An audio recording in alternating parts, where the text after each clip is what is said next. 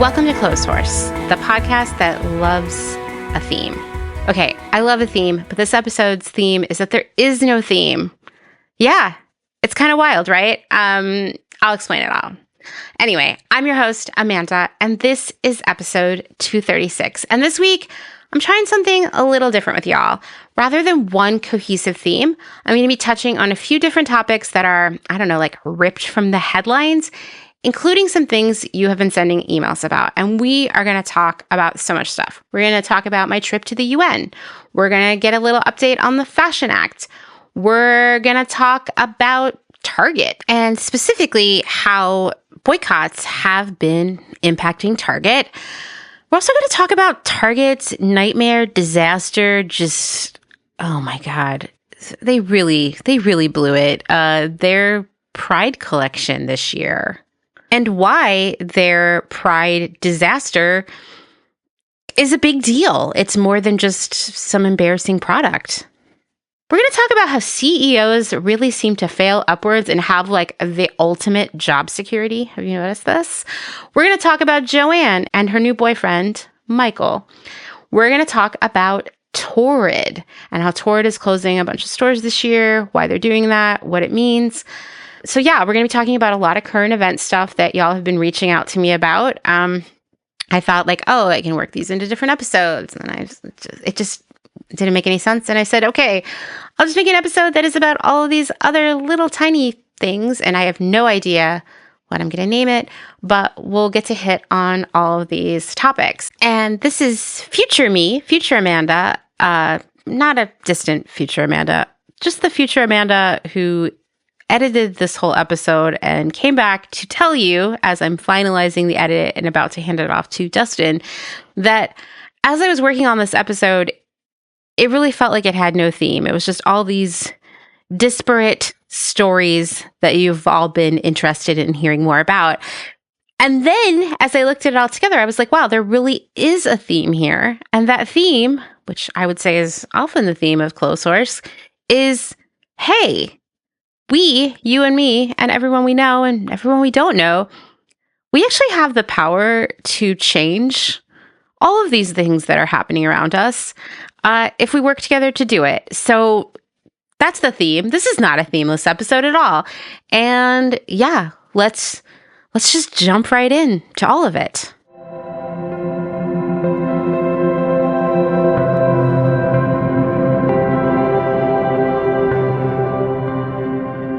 Okay, well, let's get things started with a little recap of my trip to the UN a few weeks ago. For those of you who might be unfamiliar, the UN, aka the United Nations, has its headquarters in New York City in a massive complex right on the river. I actually was shocked by how big it was. Really intense security to get into the building, but once you're in there in the complex, there's amazing art, all kinds of educational exhibits, and I don't know, there's just a lot going on in there, and it felt it felt kind of magical to be in there. So I was there for the United Nations Fashion and Lifestyle Network annual meeting. And if you're like, okay, well, that's a lot of words, what does that mean?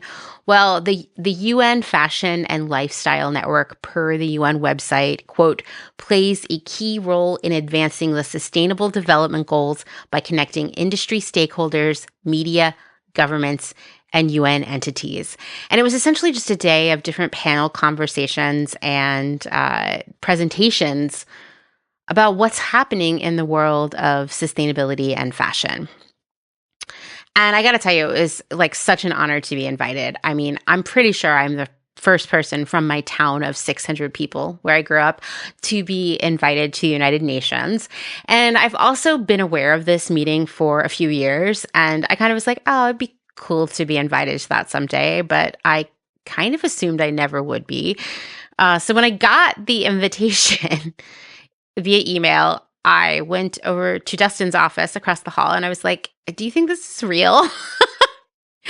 Why would they invite me? And I actually went back and did a Google search of the people CC'd on the email. And I was like, oh my God, this is real. But I have really intense imposter syndrome about all of this stuff. And I honestly, for a while, thought that they invited me by mistake. And that's just how I am, I guess. But, also like, yes, my imposter syndrome is based on things that have nothing to do with my work on Clotheshorse or the value of my work on Clotheshorse. But also, I hate to bring it up, but actually a listener emailed me about it a few days ago.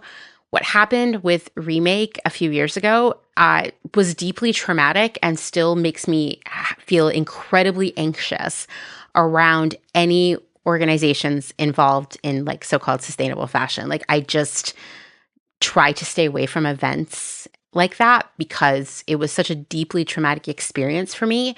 For those of you who are unaware of what happened, like very long story short, Remake did a post on social media that seemed to imply that they'd done some sort of interview with me where I talked about how having bipolar disorder gave me like a shopping addiction, which is not true. I do have bipolar disorder.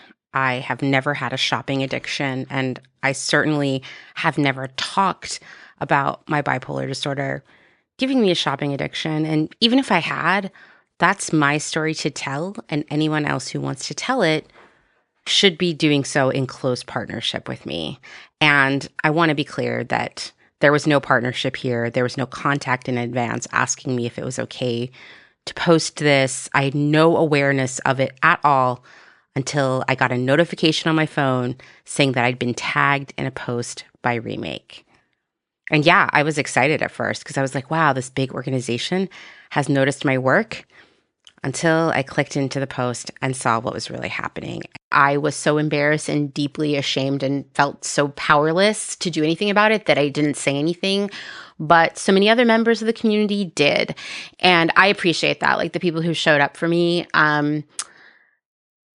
It was a few days of really intense, it was just an intense emotional experience. And then I was forced, I would say bullied into having a Zoom meeting with the CEO of Remake, who wouldn't allow me to record the meeting or have anyone else in the room. This was a Zoom meeting, by the way.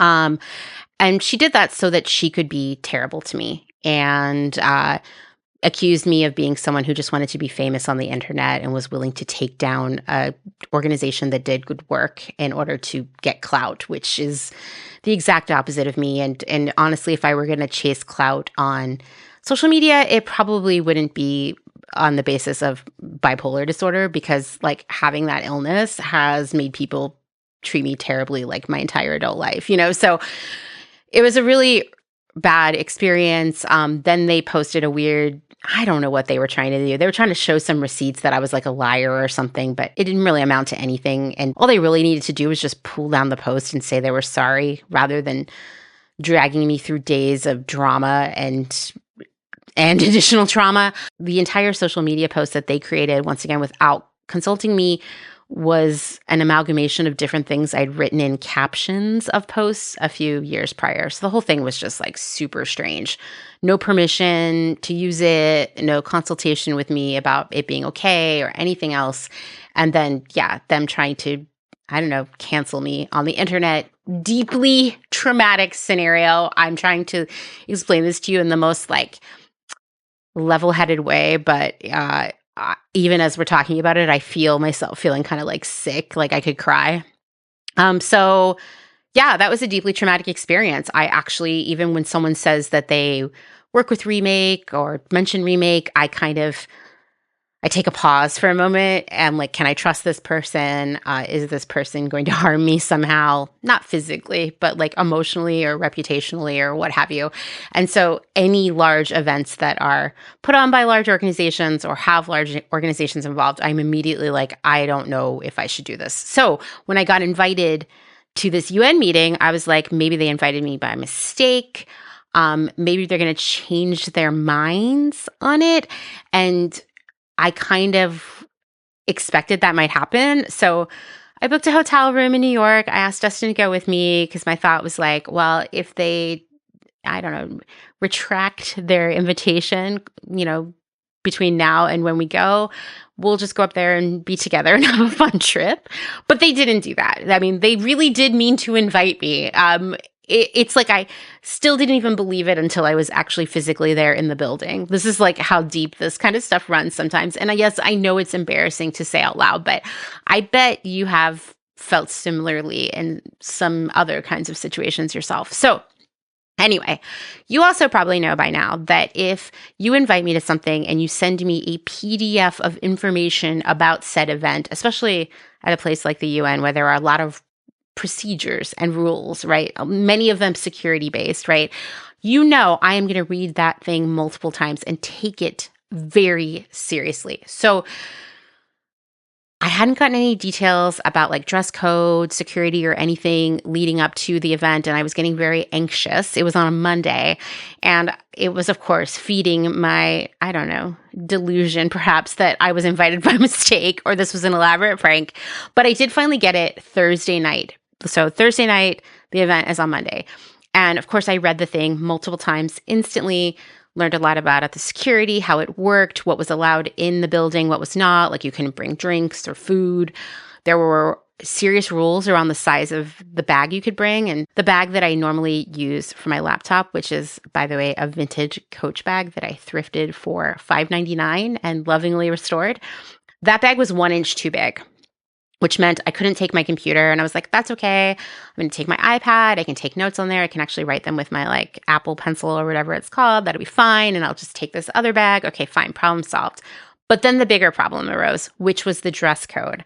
Now, I don't know if you remember, but a couple years ago, I did an episode, maybe 2 episodes, with Ruby and Maggie about dress code. And in that episode, I'm pretty sure I was very clear, like I've never actually had to dress business in my entire adult life, because when you have a career in fashion, you just wear cool clothes, like what you think is cool. And it has its own pressures attached to it. Trust me, like you have to look ahead of the trend at any given moment, or you like your livelihood depends on it, right? You won't get hired, you won't get raises, people won't take you seriously in meetings. So not that not dressing business is better, it's just different. So this means I have plenty of clothes. I have absolutely no business clothes. And the dress code was business formal per the doc. But when I Googled that, business formal was literally like formal wear that you would wear to a business event. And I was like, no, I think they mean like straightforward, like business, which I don't have. And I was kind of like melting down. Like it's Thursday night. I have to be there on Monday. I don't think I'm going to find anything secondhand between now and then. It's like not a guarantee. And it turned into a whole like epic Google search where I ended up buying a blazer from Eileen Fisher, which the next day we had to drive to King of Prussia Mall outside of Philly to pick it up. So it was like an hour-and-a-half drive to go get this blazer. And then I wore it with a black dress and black tights and black shoes. And I just felt so alien to myself going to the UN on Monday. But I take this stuff very seriously, right? So I show up in my business clothes, which Dustin said I looked like a goth Mormon. Fine, I own it. You know, here I am. I'm like not dressed as myself. I feel very strange. I have this little horse pin that Maggie Green gave me when she visited me, like, I don't know, like a month and a half ago. And I wore that on my blazer and it made me feel just a little bit more like myself. But still, there I was in my weird business clothes. I get there. No one is dressed business at all. People are dressed like, oh, I work in the fashion industry, right? And so I look like a weirdo in my goth Mormon outfit and feel very uncomfortable. Like, this is not how I normally dress. This is not who I normally am. And I'm just there like seething like over all of this. Although I will say the Eileen Fisher blazer is great and actually looks good with a lot of other stuff I have. And it's like linen. So it's just like a really amazing piece of clothing, but I probably wouldn't have bought that, or at least I definitely wouldn't have bought it brand new if the timeline hadn't been so urgent. Anyway, I was waiting in line there, and I was waiting for my friend Katya from No Kill Magazine, who's been on the podcast in the past as well. I knew she was coming, and we'd been coordinating. And I texted her and I said, I feel like an idiot. I'm dressed business formal and no one else here is. And she laughed in text and was like, I fell for that last year. Don't worry, it happens to everyone. And of course, she showed up wearing like an amazing, cool outfit, including like these like printed, like silky cargo pants. And here I am in my weird goth outfit. Anyway, very stressful start to the day where I was like, maybe I should just go home. But like I said, it was amazing to be there. I listened to a lot of really interesting conversations. The meeting itself was actually held in one of the meeting rooms where the UN Assembly normally meets. So I was literally sitting at the like long desk thing and could put the earpiece on to hear the presentation, which made me feel very cool. A guy came around and gave us all sustainable development goal pins, which also felt very cool. I heard just so many great conversations. I took a lot of notes. It just really got the wheels turning in my brain more than anything else. And here are some of my key takeaways from that day. And I bet more will emerge over the next few months as I continue to process and mull what I observed that day. I mean, one of the major takeaways to me that is something that I'm talking about to you all the time also is the power of working together.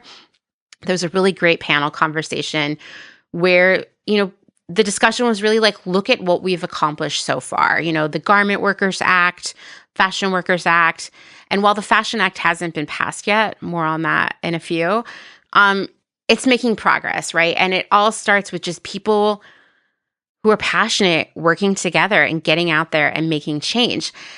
And another point that came up many times throughout the day is basically how much of the work toward progress in terms of sustainability, whether it's in fashion or any other industry or category, that work and that progress is actually coming from individuals like you and me and small brands and grassroots organizations rather than big companies who have, honestly, like significantly more resources, mainly money and people at their disposal to make and lead these systemic changes. Furthermore, big brands are still not being held accountable for their impact on the planet and its people. Of course, no, they're not being held responsible by the government, but we as individuals, and when I say we, I don't necessarily mean me and you, because we know the power of not giving our money to people who suck, right? But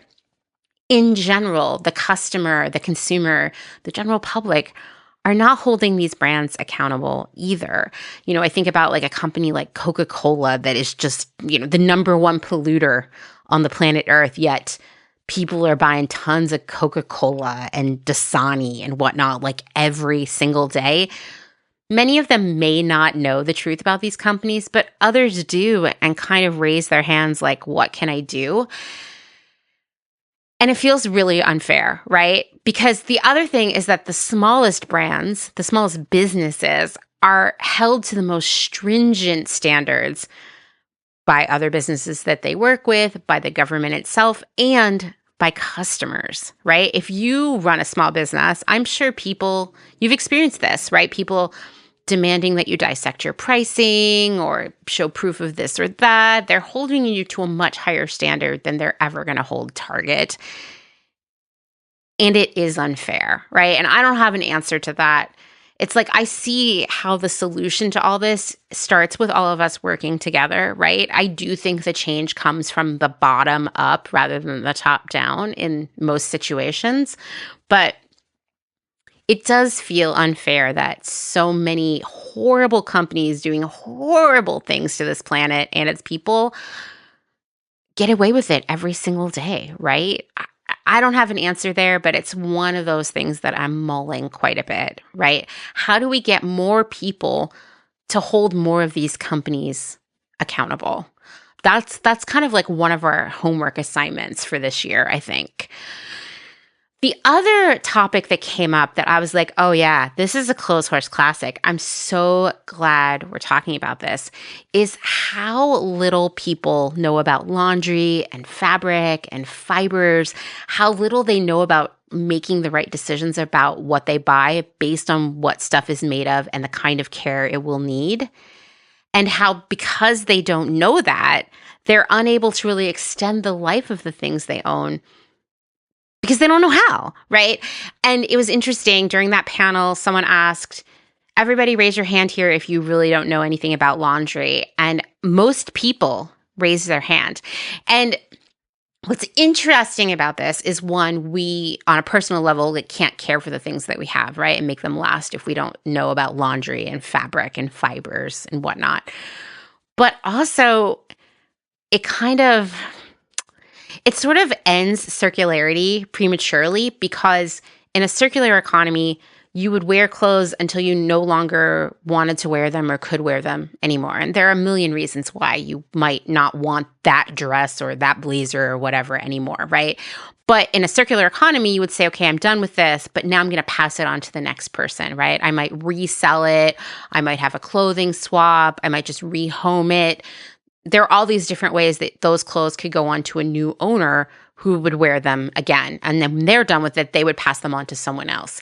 But because we don't know enough about how to care for clothing or even choose the right clothing for ourselves, and once again, I'm saying the big we, it's not just you and me, we know these things. I'm talking like humans as a whole, humans who wear clothing as a whole, I guess, which is most humans.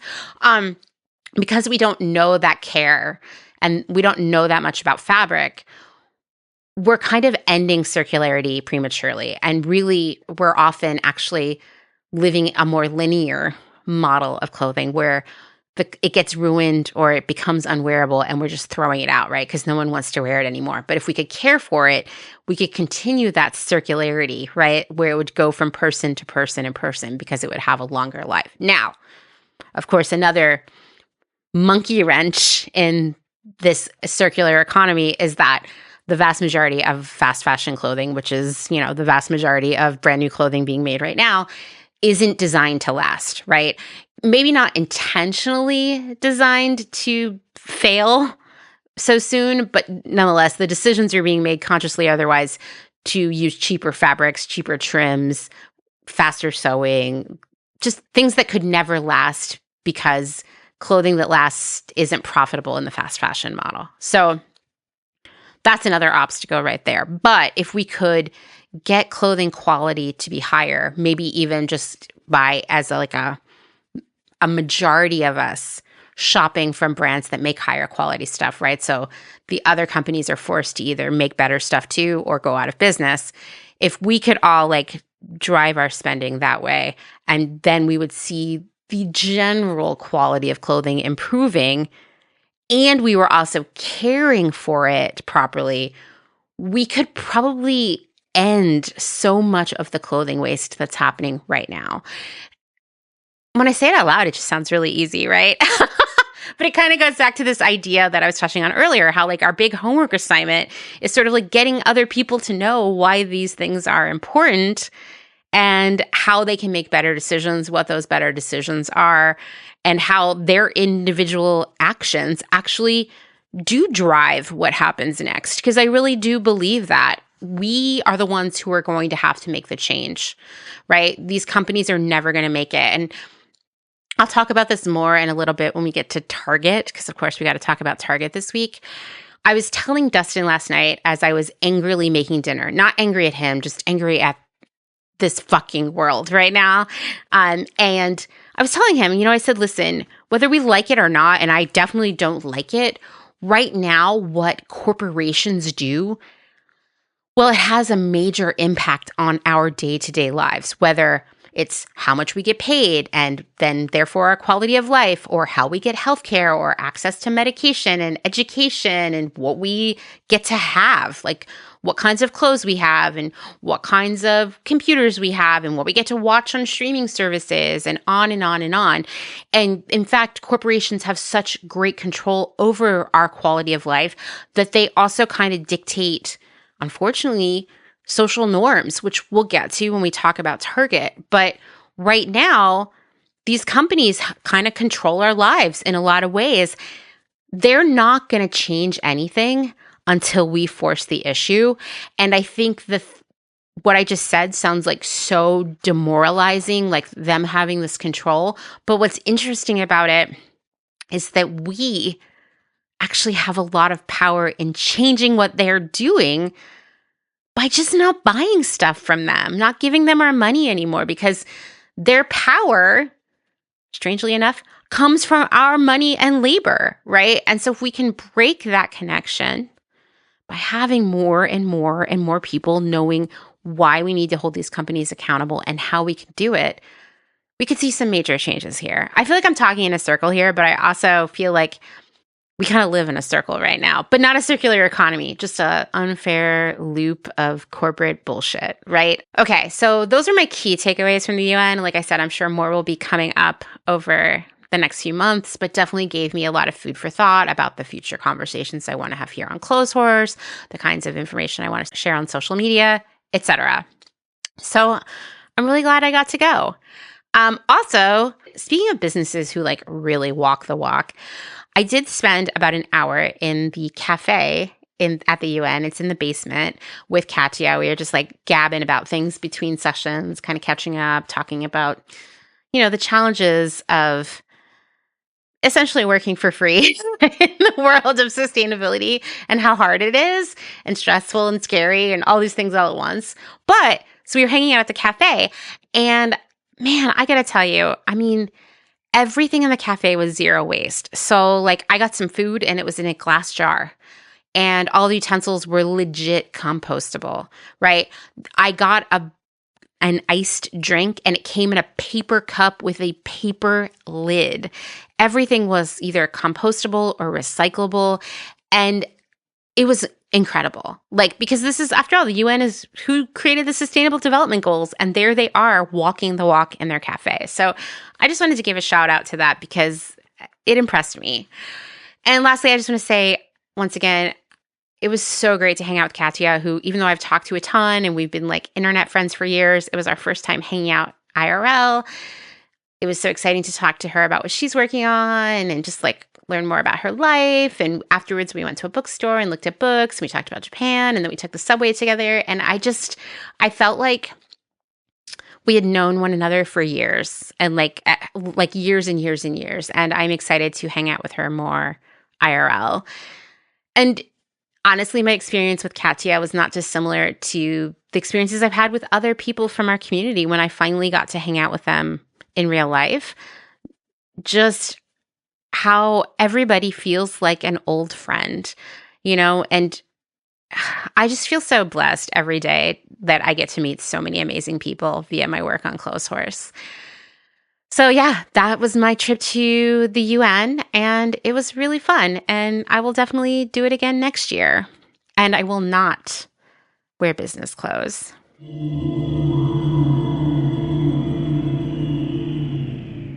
Let's take a moment to thank some of the incredible small businesses who keep Clotheshorse going via their generous Patreon support. Slow Fashion Academy is a size-inclusive sewing and pattern-making studio based in Philadelphia, Pennsylvania. Designer and fashion professor Ruby Gertz teaches workshops for hobbyists and aspiring designers so that anyone can learn the foundational skills of making, mending, and altering their own clothes. Several times per year, Ruby offers her flagship Sloper Workshop, an in-person 2-day pattern-making retreat where you will learn how to drape a set of basic block patterns that capture your unique shape and proportions. You can also use these basic block or sloper patterns as a foundation for infinite styles of garments that are custom made to your body's one-of-a-kind contours. Or compare your sloper to commercial patterns to see where you might need to alter the shape. No more guessing at full bust, flat seam, or sway back adjustments. Start with a foundation that fits. Ruby also provides professional design and pattern making services to emerging slow fashion brands and occasionally takes commissions for custom garments and costume pieces. She has also released several PDF sewing patterns for original designs under her brands Spokes and Stitches and Starling Petite Plus. I just want to also add here on a personal note that right now Ruby is actually working with me to create a one-of-a-kind, unique to me special dress that I will be wearing for all future Clotheshorse events, including live episodes later this year in the Pacific Northwest. I am so excited to work with Ruby because she is so talented and so knowledgeable about all things clothing creation. Check out the schedule for upcoming workshops, download PDF sewing patterns, and learn about additional sewing and design services at www.slowfashion.academy. And it's important for me to tell you that that's slowfashion.academy. Selena Sanders, a social impact brand that specializes in upcycle clothing using only reclaimed vintage or thrifted materials, from tea towels, linens, blankets, and quilts. Sustainably crafted in Los Angeles, each piece is designed to last in one's closet for generations to come. Maximum style, minimal carbon footprint. Shift Clothing out of beautiful Astoria, Oregon, with a focus on natural fibers, simple hardworking designs, and putting fat people first. Discover more at shiftwheeler.com. Late to the party, creating one-of-a-kind statement clothing from vintage, salvaged, and thrifted textiles. They hope to tap into the dreamy memories we all hold. Floral curtains, a childhood dress, the wallpaper in your best friend's rec room, all while creating modern, sustainable garments that you'll love wearing and have for years to come. Late to the Party is passionate about celebrating and preserving textiles, the memories they hold, and the stories they have yet to tell. Check them out on Instagram at Late to the Party People. Vino Vintage, based just outside of LA. We love the hunt of shopping secondhand because you never know what you might find.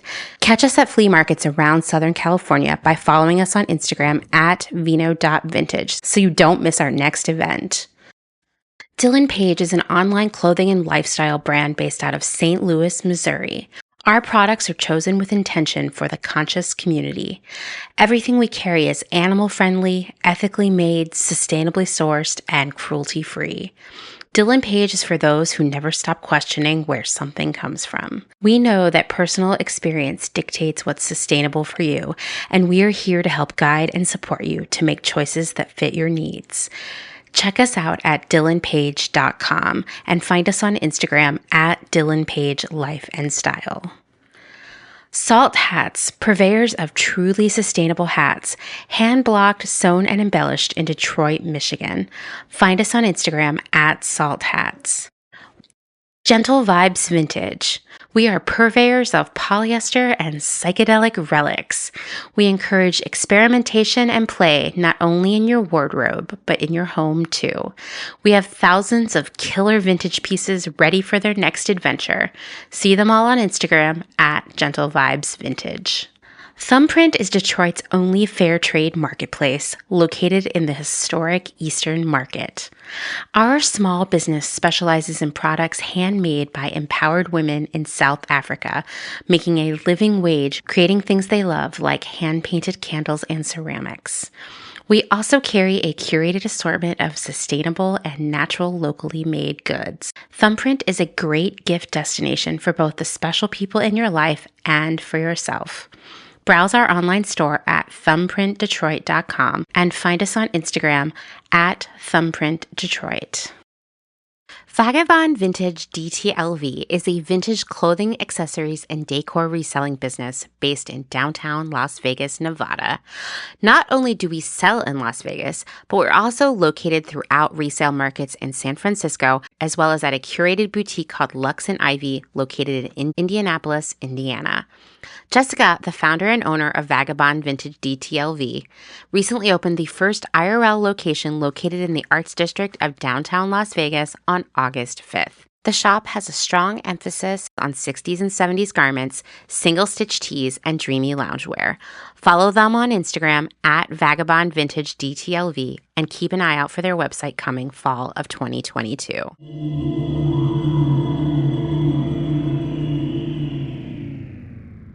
Okay, next, let's give a little update on the Fashion Act. So, for those of you who have been following along, I've been working with a coalition of people to get the Fashion Act passed in New York, for like almost 2 years now, I guess. And I've released a whole episode about it. You can go back and listen to that. I post about it pretty regularly on social media, so you can go see that on my profile and all the social media platforms, except for TikTok, of course. And let me tell you, passing legislation is really, really hard. And it's really hard when we're talking about clothing because the vast majority of the people that we talk to initially, they think clothing is stupid and why would it matter? And they don't know about fast fashion or Shein or anything like that. So there's been a lot of work to do. And once again, it did not get passed in New York this year, but There was great progress that makes me think it's going to get passed next year. For example, we've grown our co-sponsorship support over this most recent session, and we now have 69 co-sponsors in the Assembly and 24 co-sponsors in the Senate. That's massive progress that makes me feel like we're going to get passed next year. The votes are there, basically. What we need now is the Senate and Assembly leadership championing the bill next year, which we're going to be working on. And already this bill has moved forward in the Assembly. And also this year, it started picking up momentum on the Senate side as well. So we think it's going to happen next year, but we're going to have to be really loud about it. I'm actually going to reach out to Maxine, who is like really the force behind the Fashion Act, and ask her like, hey, do you want me to help y'all like coordinate on social media? Because I think that's a really important piece of it. Also, the Fashion Act is in the works in California. And let me tell you, if we could get this passed in California and New York next year, we will 100% see a significant change in the world of fashion and the impact of fast fashion. Like, this would be a huge leap forward for us. So the bill for the Fashion Act passed through ESTM and Natural Resources. These are committees. Now it needs to move through appropriations. There were many bills that moved through these committees that were axed, but the Fashion Act was not. And it is one of 25 bills that, while not passed this session, will be heard in January. So this is a really good indicator that the legislature is interested in passing this into law. So there's a lot to do between now and then to get people hyped on it and to get people calling the representatives and pushing this through. So there's still a lot of work to be done, but there also has been progress. And wow, legislation is just like really slow. It's not like an instant gratification situation, but imagine how incredible it will feel when it really happens. It's going to be worth it. So I mentioned Maxine, who's the force behind the Fashion Act. She has been a guest here on the pod in the past, in the episode where we really explained the Fashion Act and why it needs to happen. She wrote a great op-ed for Business of Fashion called Dear Fashion CEOs, Stop Undermining Climate Action. I'm going to share that in the show notes for you to read. It's not that long. I think it'll get you really fired up. But she hits on a point that has really been on my mind a lot lately. And this is actually what I was talking about with Dustin last night when I was making dinner, angrily making dinner. When I was talking about how corporations have so much of an impact on our day-to-day life, because this year we have seen all of these huge companies and medium-sized and even some small companies really moving away from any social or climate progress. They've been ending DEI initiatives and quietly pulling any sustainability commitments from their websites and letting go of those teams, quietly, of course. And they've been staying silent on Pride this year. Even like, it's silly, but a lot of companies will sort of change their logo, for Pride Month to rainbow. Very few of them did that this year. And yeah, we can talk about rainbow capitalism all day, blah, blah, blah. I get it. People are talking about it on Threads right now, probably. But I want to be clear that talking about sustainability or normalizing being queer, when companies do this, because they have such an impact on our day-to-day lives, they make these bigger social issues, right? They normalize being queer. They normalize thinking about your climate impact and sustainability and plastics. When a company like Target highlights and buys from Black-owned businesses, they create economic impact within the Black community, but they also normalize for tons of white people who it never even occurred to them because they have so much ingrained racism that Black people can run businesses too. I mean, I know it sounds absurd to say out loud, but there is this social impact of companies doing these things. Do I love that companies have so much power in our lives? No, like I said earlier, I definitely don't. But when they stop talking about these things, it feels a little scary.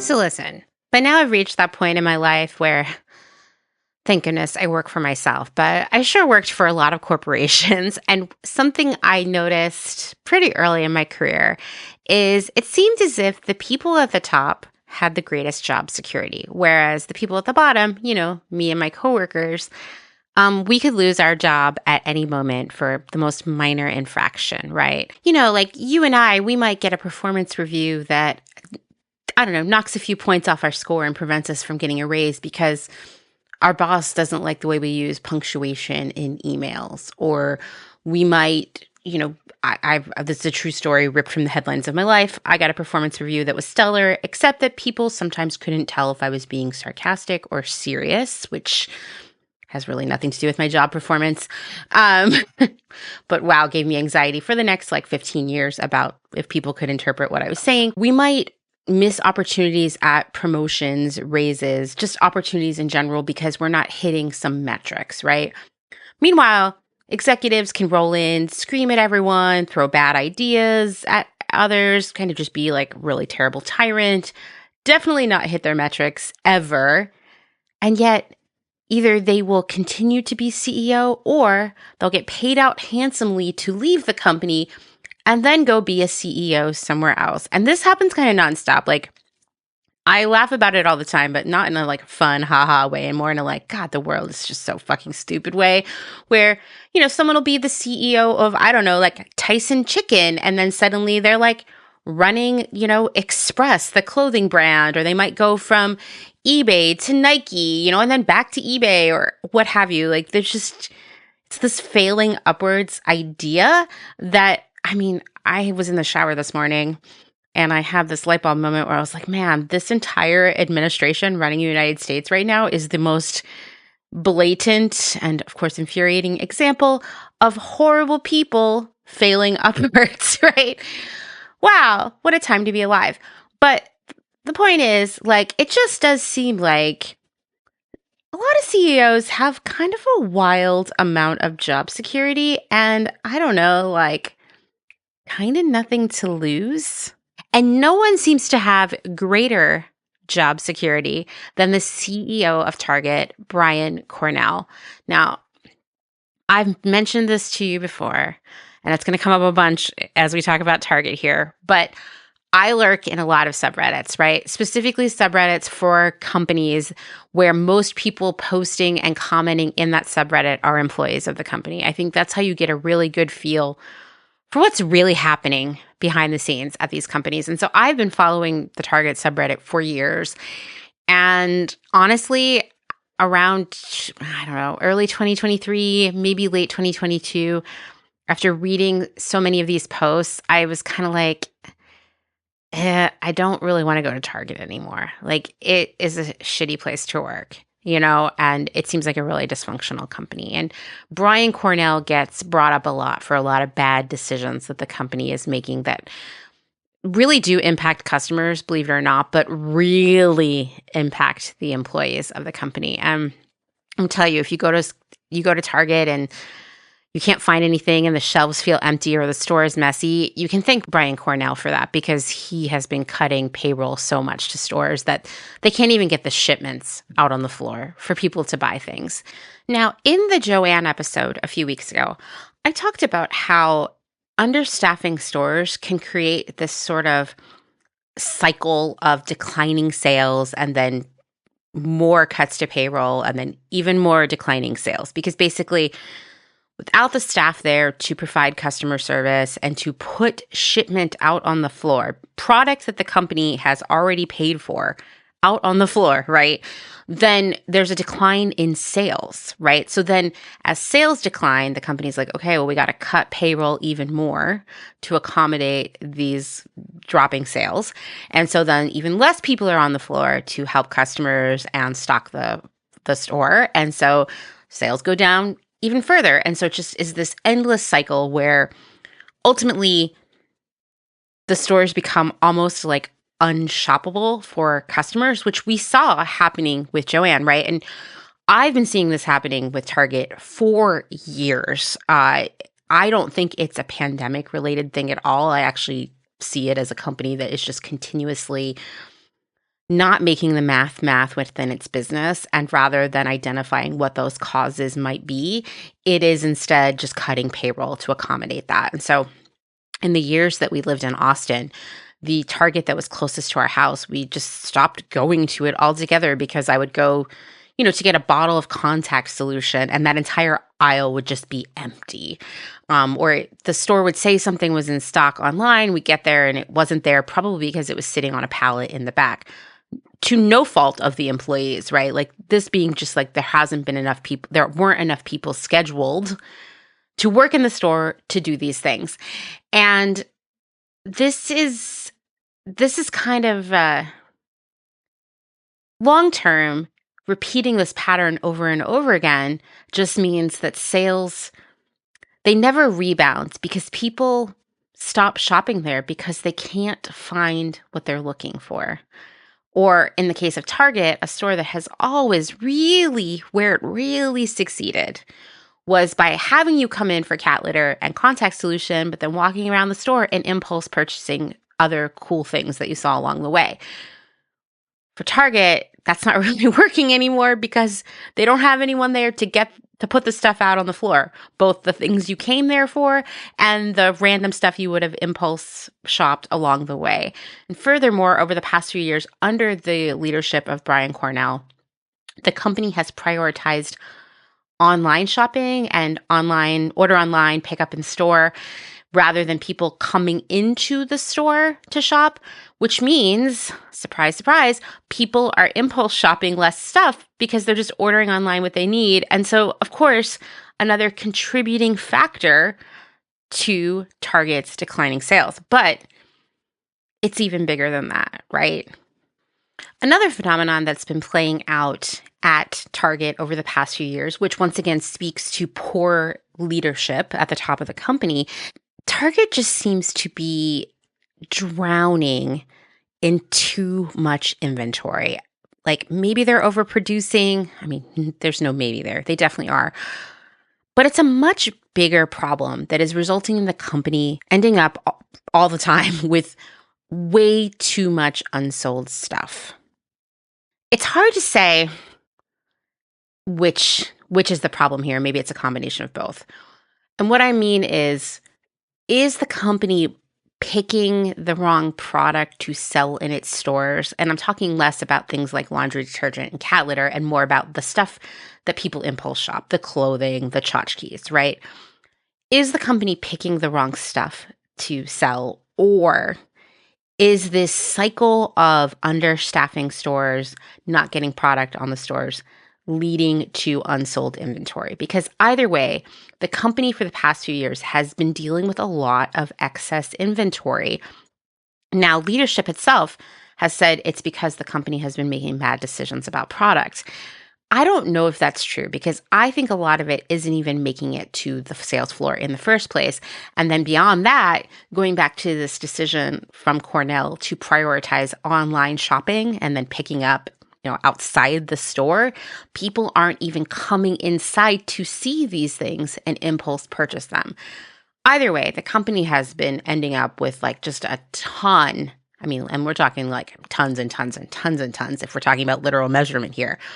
A lot of unsold inventory. And what I have seen where I live, and I would be curious to see if you are experiencing this where you live, is there's this whole sort of secondary economy out here where I live in Lancaster County that kind of relies on selling this Target overstock, right? So thrift stores have been buying that inventory, or it's being donated to them depending on what the stuff is. And so the thrift stores out here, especially the Goodwill, tend to have just a ridiculous amount of brand new Target stuff, with the Target price tag still on it. But there are also all of these other,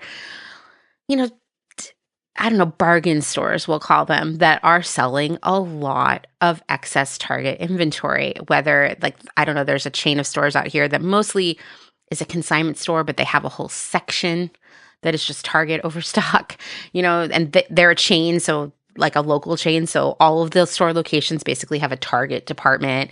And I see this in other sort of one-off independently owned bargain stores.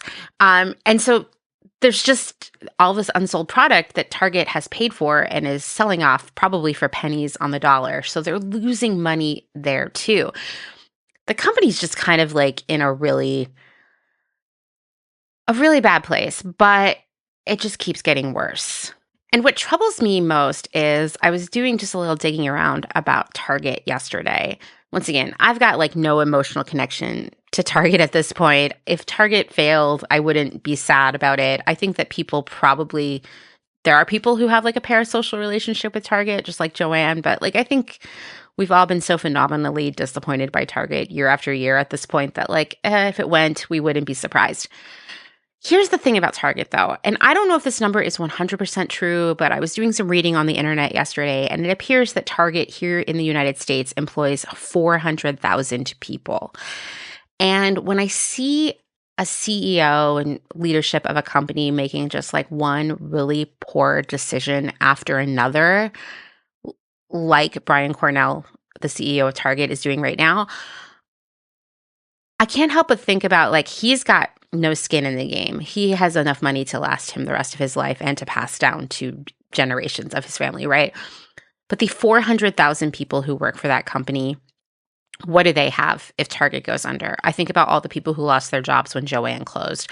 I think about myself and my coworkers who lost our jobs when Nasty Gal went bankrupt. And Nasty Gal also went bankrupt because of just like a lot of really bad decisions made by people at the top who had nothing to lose.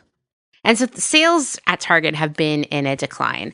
I think that the decline really started in 2023. I'd have to go like pull all the reports and look, but I think 2023 was a big turning point for Target where the store experience was getting worse and worse. Finding product there was getting harder for customers, but people still put up with it because Target has always portrayed itself as the more ethical, nicer, more social justice-minded alternative to Walmart, right? Like, it feels more premium than Walmart, although it really isn't. And let me tell you, I spend enough time on the Target subreddit, and you will realize that a lot of the stuff you can buy at Target, whether it's food, clothing, makeup, you name it, is made by the same people who are making the Walmart house brands. So it's all the same, right? Just better wrapping, like for a long time, Target had some really incredible marketing, some of it, paid advertising and whatnot, and some of it just like organic virality of it all with people loving Target, right? So Target really started to take a turn in 2023 where it was starting to lose some of that luster when it pulled its Pride collection that year. It pulled it from a lot of stores or pulled it to the back of the store and others, just straight up pulled product off the floor after a highly orchestrated and frankly fucking stupid campaign from transphobic people, from homophobic people, from people who just hate people, harassing store employees, calling in bomb threats, coming into the store and like destroying displays and frightening people and threatening people. The company bowed to the fear and the pressure and pulled the collection. And as I've mentioned numerous times in this episode so far, decisions that companies make like this really do kind of have like a larger social impact, whether we like it or not. And Target could have said, hey, jerks, we don't care that you hate that we have a Pride collection. We're not down with transphobia and homophobia and threatening our employees and creating an unsafe environment for everyone in our store. And so rather than bowing down to you and getting rid of this collection, we're going to take a stand and forbid you from coming in the store and keep our collection, right? And by doing that, they could have set an example for kind of like every other business, really, of like saying, hey, stand for what's right and it will be worth it. Instead, they took what is the easier route, honestly, and just pulled the collection. And what they told the world with that decision was, hey, like don't stick to any values. Don't think about like the human impact of these decisions and just give in to people who threaten you, bigots who threaten you, right? And they kind of set the example like, hey, bigots always win. I know I've talked about it here before on the podcast, but at that time, that was when I was working my last corporate job in Austin, where I was head of product. ostensibly leading this brand that was owned by a parent company. And the parent company itself, interestingly, like the CEO of that parent company is a major Democratic donor. Like his office is basically wallpapered with framed photos of him with like every high profile Democrat of like the last 40 years. Like he went to Hillary Clinton's birthday party a few years ago. So he's not some like conservative Texas archetype at all. But as this was happening with Target, he told me in a meeting that he felt that I needed to start pulling gay product from the store, or at least moving it to the back and not reordering it so that we could get more customers, new kinds of customers. And this was really disheartening for me for many reasons, right? Personal and otherwise.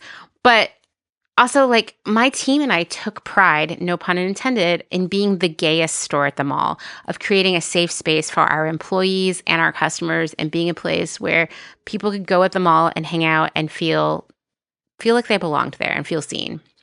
And I know that feels like a heavy thing for a store selling tchotchkes at the mall, but we look for our third places wherever we can find them, right? And I was no way in hell going to go back to my desk and tell my team that we were going to stop being the gayest store at the mall. And that was one of the major factors in me leaving that job. I had planned to try to stay through the end of the year, but something explosive happened at work where I was like, I can't be screamed at and humiliated anymore. So now I'm quitting spontaneously. But I planned to quit because this company was asking me to walk away from my values, right? No one can pay me enough for that. And they certainly weren't paying me enough for that. So for me, that time period, 2023, was when I was like, okay, now I'm officially done with Target over this. And I think a lot of other people were starting to feel that way. And yet, as we've talked about here on the podcast in the past, it's not always easy to stop shopping from some of these companies when they are the only place available for you, when the alternatives like, I don't know, Amazon actually seem worse, right? So plenty of people were sort of begrudgingly still shopping at Target, but you could tell that Target was losing its appeal, except for like a very specific type of like Instagram mommy blogger, right?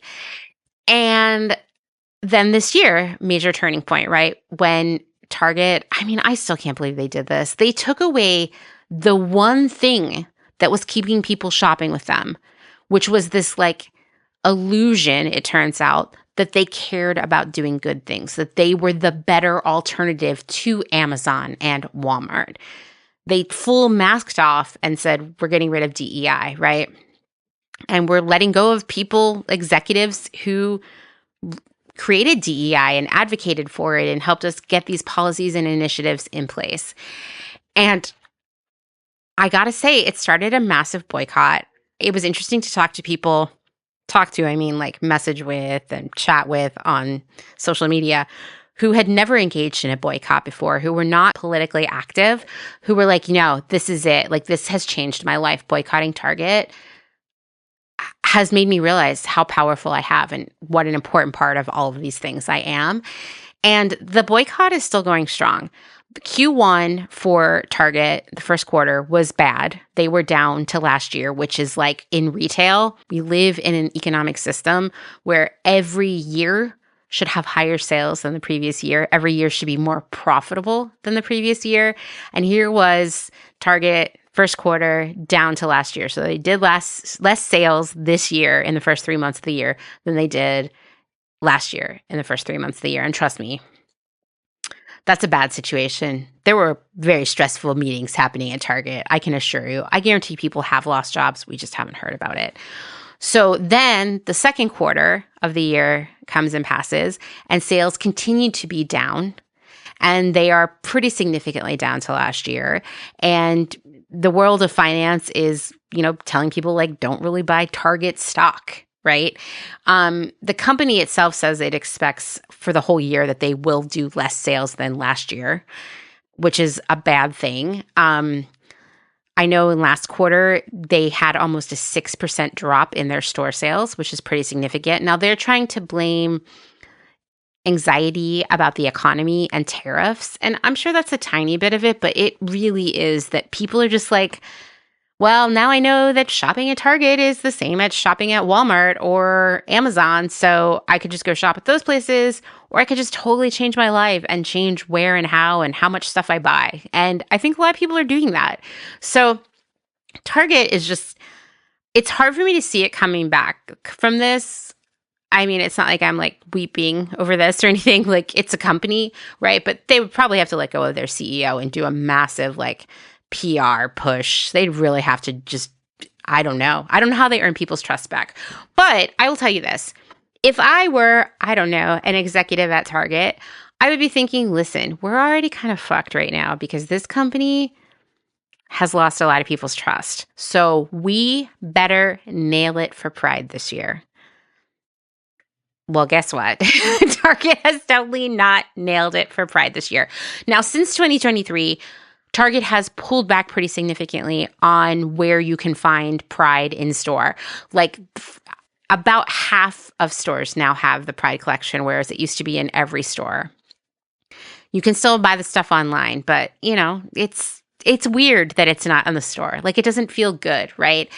And this year, not only is it in half as many stores as it was in 2023, it's not up front. They've pushed it to the back of the store in favor of Father's Day and July 4th. And I will just say this, as a very experienced retail professional who has had to spend a lot of time in my adult life thinking about how to sell more stuff for every holiday, I will tell you that Father's Day and July 4th can never drive the kinds of sales that Pride can. So, like, not only is this, like, from an ethical standpoint, just like such a dumb decision, it's also a bad business decision.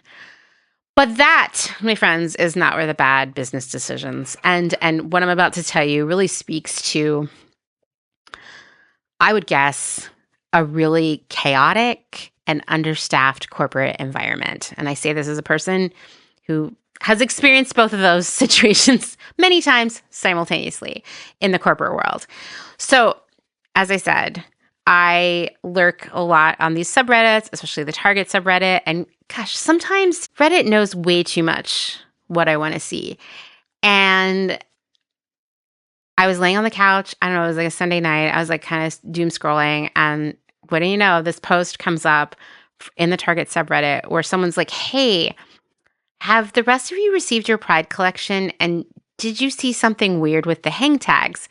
And there's a picture of the hang tag from the Pride collection. Now, this particular tag was from an item that is part of a collab that Target did with the Fluid Project for Pride this year. And the tag itself is actually, the hang tag would have said like, oh, this is a collaboration with Fluid Project and proceeds benefit, blah, blah, blah. And they'd probably be like rainbow graphic design direction. I have no idea, but it would be something like that. We've seen tags like this. We take them for granted because we probably barely even read them and they end up in the landfill. But trust me, every hang tag on things like this, so many people worked on. There were drafts and meetings and revisions. So imagine my shock at seeing that this hang tag is actually sort of like the placeholder template from some sort of graphic design program, complete with the margin lines still in place, and then what we call lorem ipsum, which is like placeholder text that looks like Latin but isn't. And if you ever have created something in, I don't know, like Photoshop, and you open like a font, like a text block in there to start typing in, it auto-populates it with this like fake language. So the hang tag was that. It was someone's blank template with absolutely no copy applied to it, absolutely no design, just a placeholder. And apparently it was on all of the Pride stuff from that collection that arrived in stores. The chain kind of had to quietly pull that stuff and wait for new hang tags. Then a couple days later, someone's like on Threads is like, well, have you seen this? And it is that multiple items in this collection also have egregious typos on the actual product. It was a group of items from the Pride collection that were called like Be Authentic or something like that. And, you know, that's what the copy said. You know, that was the name of the styles, something authentic with a T, No other letter between the T and the I. Authentic, the word that you and I both know, right? Well, a couple of these garments had a typo on them that said authentic. Authentic, as in AUTHENTHIC. No, it was not a play on thick, which for you chronically online people, you know that one. For those of you who don't, it's THICC. It refers to being, thick, curvaceous, meaty. This was not a play on that. This was a typo. And then all those garments had to be pulled. And I can't even imagine how many tens of thousands of t-shirts and tank tops this encompassed and how they are completely unsellable or unwearable and will end up in the landfill. So just like a disaster. And listen, I'll tell you, and anybody else who listens to this, who works in any kind of like fashion or retail environment, like on the corporate side, will tell you like stuff like this happens, right? And there are all these checks and balances in place to make sure it doesn't happen, where you're asking for like you'll get pre-production samples from the factory and you'll keep revising them until they get them right? And then you're like, okay, now you can go into production. And when they finish production, before they ship to you, this is not how it works. By the time they send you this sample, they've already shipped their order. But in theory, this is what's supposed to happen. They're supposed to pull a random unit from the shipment. It's called the TOP. TOP stands for top of production. It's a sample that should be part of that production run. They send to you. It should be very representative of what the final product looks like, what the hang tags look like, all that stuff. And then you as the buyer take a look at the TOP and you either approve it, which hopefully you're approving it at this point, and because that order is already shipped, or you're not approving it and you're saying, okay, we're not going to reject this order. Like, we got to come up with a plan to fix this, replace it, etc. So what this says to me is somewhere along the line, no one saw the TOP because they wouldn't have approved the hang tag. They definitely wouldn't have approved these spelling errors on the t-shirts. And like I said, these things happen. You catch them before they end up in the store, right? But these didn't get caught by the corporate team. They didn't get caught in the warehouse when they were receiving that order. Often they'll be pulling random units from an order to just check them, make sure that there aren't any quality issues. No one did that there. They made it all the way to the store and people put them out on the floor and then started finding the problems. I mean, they even got photographed for the website and no one caught it. So this just says to me, like, there's not enough people working at Target and they're being rushed through things and they're probably under a lot of pressure from the executives to get things done really fast and cheaply. And this is what happens. And so now there's even less Pride stuff to buy from Target. And once again, like, I don't think you need to buy new Pride stuff, like, ever, right? You can find stuff secondhand. You can swap with your friends. You can make your own rainbow stuff. You can literally wear the same outfits for Pride every year. You don't need to be buying new stuff like this all the time, but this still illustrates a few points here that are concerning to me, right? So one, Target at this point is like, we don't give a fuck about anything, I guess, right? Including Pride. And we never did, I guess. And like, here we're showing this on full display. We also clearly understaff all of our teams. And so no one can catch these things. And it's probably a miserable place to work. If you work at Target in the corporate side, please report back. I want to hear from you. We'll keep you anonymous. So there's that, right? But it also kind of underscores how Pride is being pulled back in so many companies and stores right now. And I don't love that people make a fortune off of selling Pride merch. But what I do love is that for people who might feel isolated because of their sexuality or their gender, they see things like this in stores and on websites and in ads and on commercials. And they feel like it's okay, I'm not alone, right? Because it can be very isolating and scary to be different than the people around you. And so in a weird way, selling Pride merch or sponsoring Pride parades or changing your company's logo to a rainbow in June, it all sounds silly, but it actually normalizes being queer, being trans. These are both normal things and they should be normalized. But of course, in our society, they're not. And more than ever, they're really being unnormalized, right? And like, it's scary to be anything other than like a cis het white dude right now. So I hate that we're seeing less corporate pride right now, I guess, is what I'm saying. I never thought I'd be saying that out loud. But it's a real phenomenon. It goes beyond even just like changing your logo to a rainbow and not doing that this year. According to the New York Times, about 25% of corporate donors to New York Pride have canceled or scaled back their support this year. Now, a lot of them are saying that it's due to uncertainty regarding tariffs and the future of the economy, which I respect. But I can't help but think that it is more about kissing the ring of who's in charge right now, because Target did not get rid of its DEI programs because it was worried about tariffs, okay? It was trying to get on Donald Trump's good side, right? And I suspect a lot of other companies are fearful that way too. And I guess this just goes full circle to what I was saying earlier, which is like, unfortunately, corporations they really have a lot of control over how we live our day-to-day lives, which I hate, right? Like what the quality of our day-to-day lives is. And we are never going to be able to expect them to do the right thing. We can't have an honor system with them, right? So we need to remember that we actually have the power to control what happens in the world around us, and we need to work together to make things change. And that includes what I talked about earlier this year: reduce, refuse, and resist, meaning we're going to reduce what we buy from these companies, right? We're going to refuse to be wooed back by their marketing, and we're going to resist the decisions that are being made around us that prevent all humans from having a happy and safe life.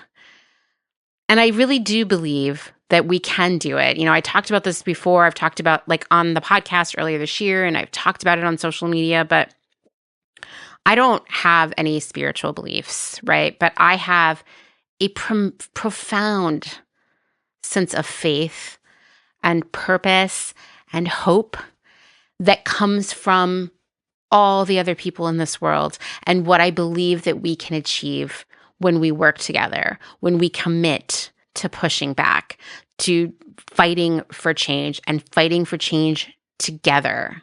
And maybe it's disappointing that we haven't seen Target fix its bullshit because of our boycott. Maybe they never will, but I guarantee you other businesses are looking at that.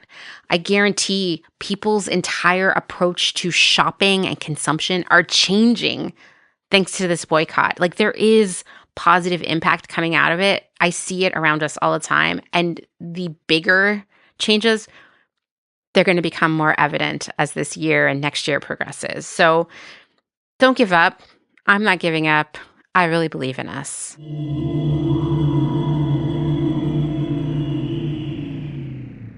If you're enjoying this episode, then this is a great time to remind you that my work here at Clotheshorse is made possible by the support of listeners like you, just like NPR, and these great small businesses. Please go give them your support.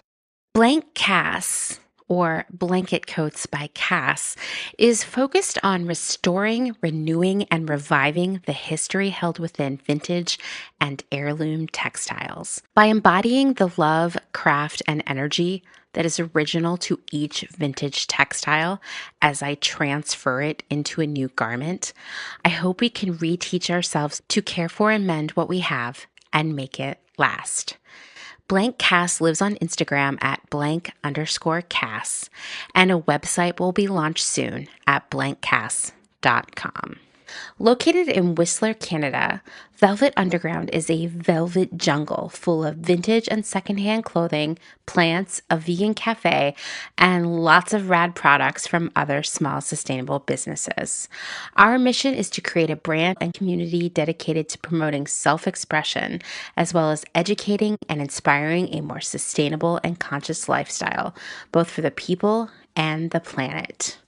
Find us on Instagram at shop_velvet underground or online at www.shopvelvetunderground.com.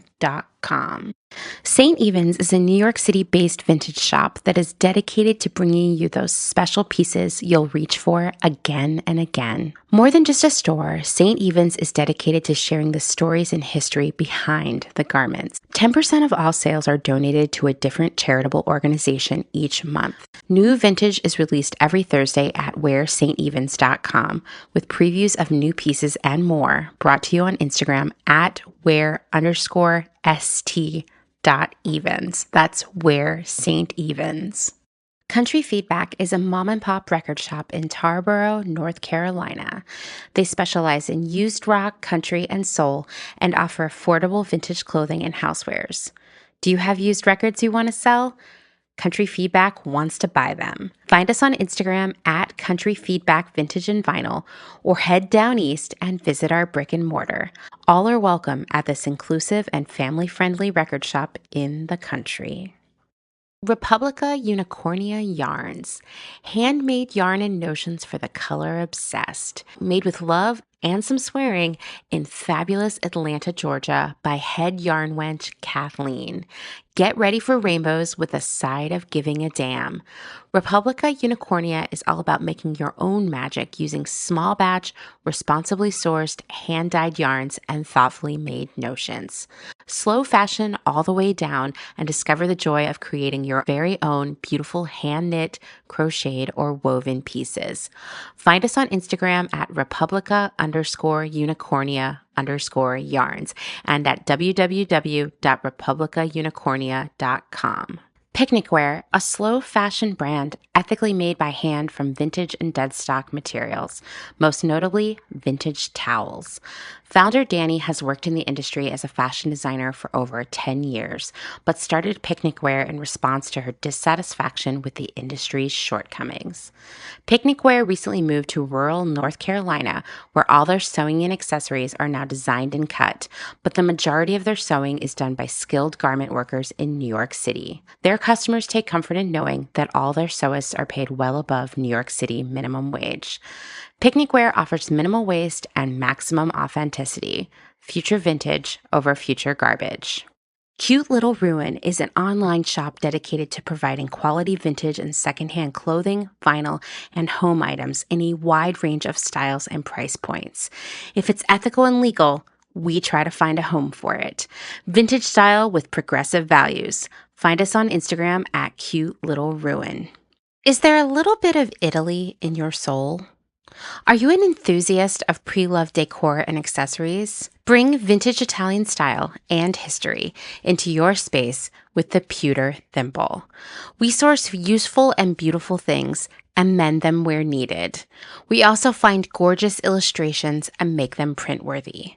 Tarot cards, tea towels, and hand-picked treasures available to you from the comfort of your own home.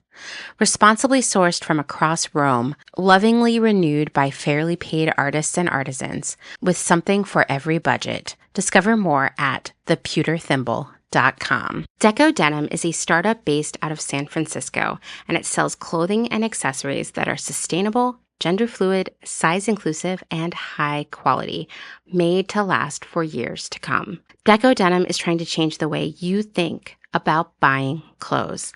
Founder Sarah Mattis wants to empower people to ask important questions like, where was this made? Was this garment made ethically? Is this fabric made of plastic?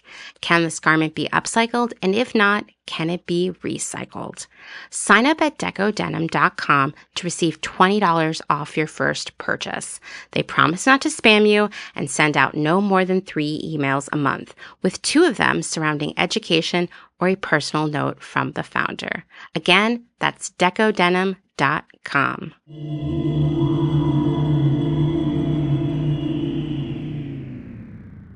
I have an important question for you.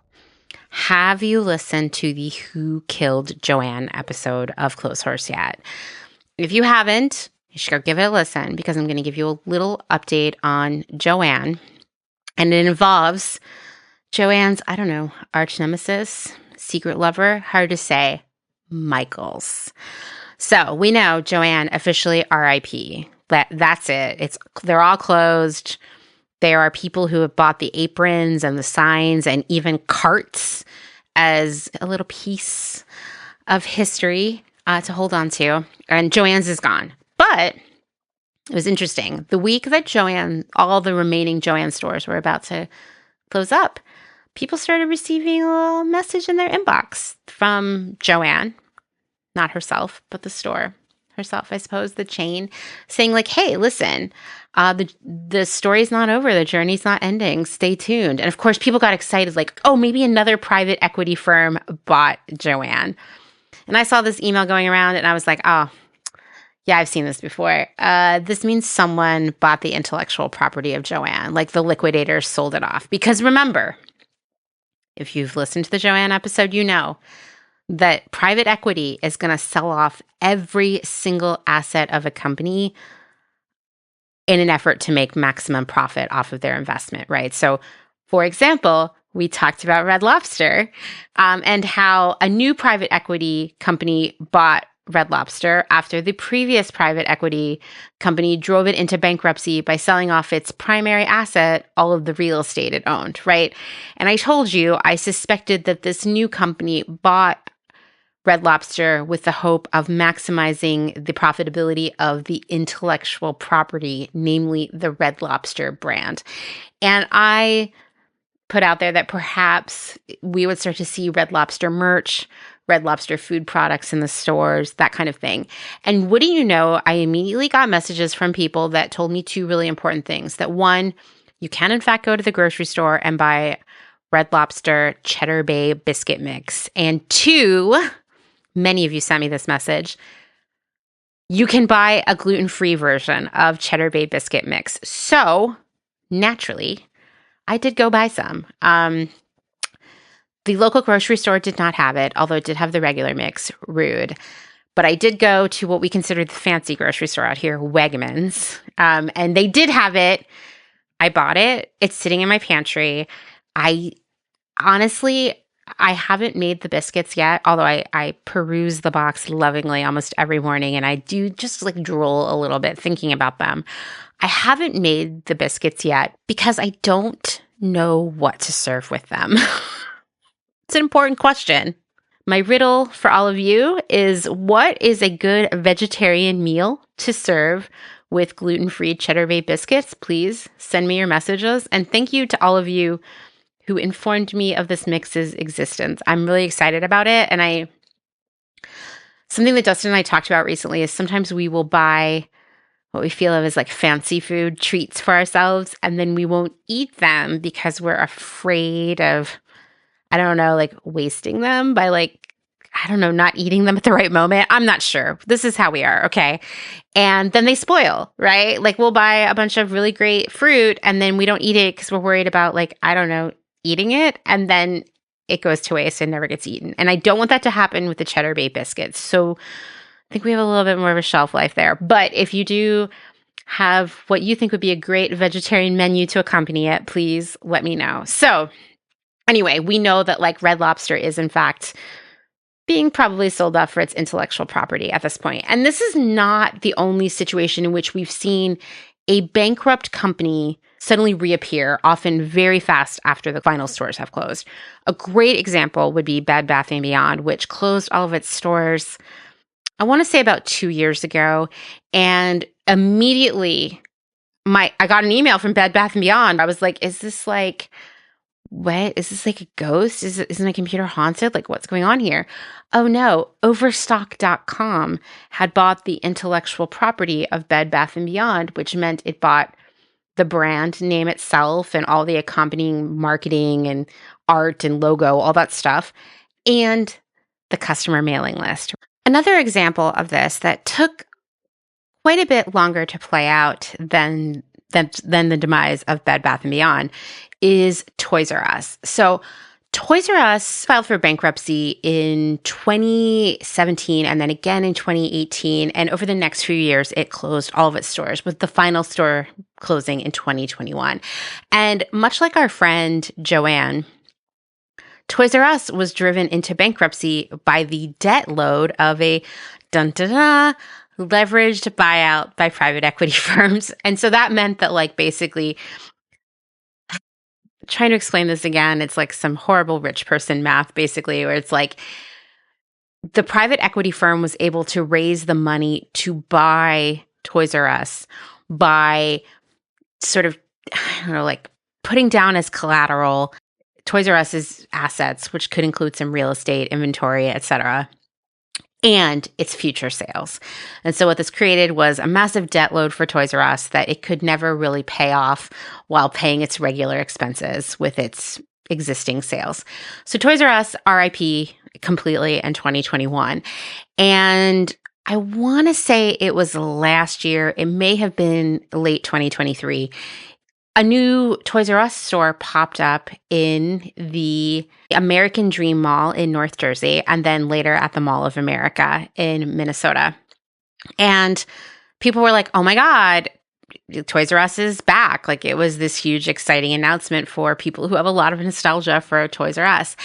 And then people went to the store and we're like, this is like janky Toys R Us. Like, the store is kind of run down. It's not the same product. Like, it feels kind of weird. Okay, well, I'm going to just tell you that I was laughing so much schadenfreude as I looked at people's videos and posts on Reddit about how the new Toys R Us was just like not it, because the same parent company that I mentioned earlier that wanted me to pull all of the gay stuff from the brand I managed, they actually were licensing Toys R Us. They opened these two stores using their existing inventory. They own a massive chain of these like toys stores and calendar stores that pop up in malls just at the holiday season, which means they're used to looking for the cheapest real estate,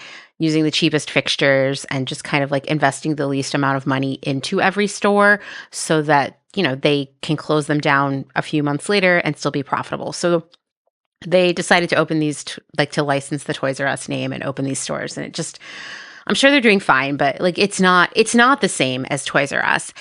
And they were able to do that because in 2021, a company called WHP Global basically bought the Toys R Us brand. Now, WHP Global is not a private equity firm, but they call themselves a brand management company. Basically, they own intellectual property to brands, right?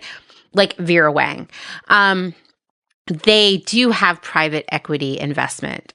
So I don't know, it's like kind of interesting. It's like a company that doesn't really make anything, but like, you know, lets people pay them to use their name and put it on things. Basically, the world of retail and brands is super convoluted. We're going to talk about that a lot more in next week's episode when we talk about shoe brands. And I think some stuff will be really shocking to you. And then we're going to follow that episode with just a little conversation about what brand means to us personally and what it really means from a business perspective, and how we shouldn't get so wrapped up in brands, you know? Now, this next example is a little bit more niche, but it's another really great illustration of how sometimes the greatest value that a brand has is its brand name. And of course, you can never forget the email list. When Nasty Gal went bankrupt, it was bought at like a court auction by Boohoo, the really horrible UK fast fashion retailer. And Boohoo bought only the intellectual property of Nasty Gal. They didn't want the offices or any of the company's assets. They didn't want the employees or the inventory or anything like that. So what happened is Nasty Gal had an escalating fire sale for a few weeks, clearing out all the inventory. And then one night at midnight, the site went dark. And a minute later, it came back. And it looked almost exactly the same as it did before, just a little off. Like the font was just a little bit different and the logo was just a little bit smaller. But what was really different is all the clothing on the Nasty Gal website kind of looked the same as it had before, but it was half the price because now it was all Boohoo product with Nasty Gal labels sewn into it. And so Boohoo had bought, you know, the brand and the email list, right? And they were showing like marketing assets from the previous Nasty Gal for years. I'm sure they've moved away from that.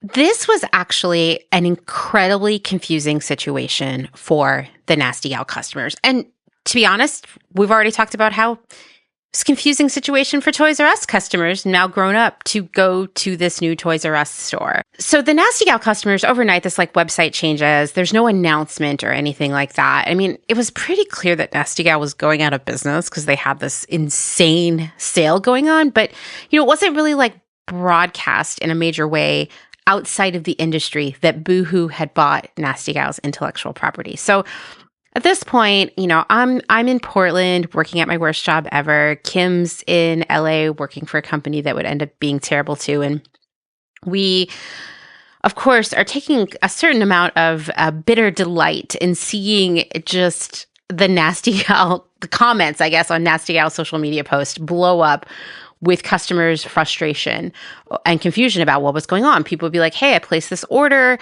All of a sudden it's shipping from the UK and it's not going to be here for like a month. I don't understand. The shipping was really expensive because it's coming from overseas. That's where Boohoo shipped from.